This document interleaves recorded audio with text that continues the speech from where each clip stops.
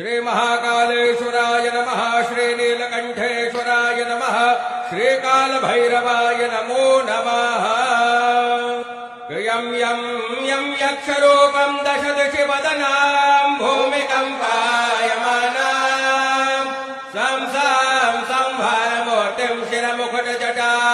शेखरां चन्द्रबिम्बां दं दं दं दीर्घकेशं विकृतनखमुखां ज्योर्ध्वरेखा कपालां पम्पां पम्पापनाशं प्रणतपशुपतिं भैरवां क्षेत्रपालां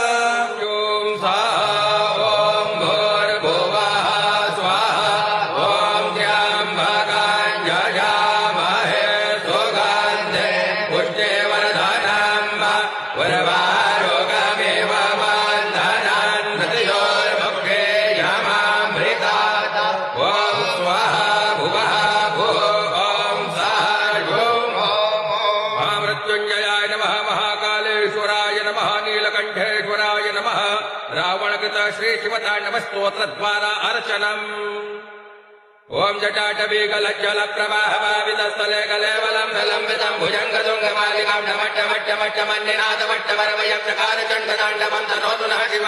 जटाकटाः सम्भ्रमा प्रमण्डलं पनिर्धरे विलोलबीजवल्लरी विराजमानमूर्धने धगद्धगद्धगज्ज्वल श्री महाकालेश्वराय नमः श्री नीलकंठेश्वराय नमः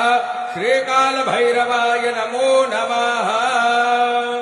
यं यं यं यक्षरूपं दशदिशि वदनां भूमिकम्पा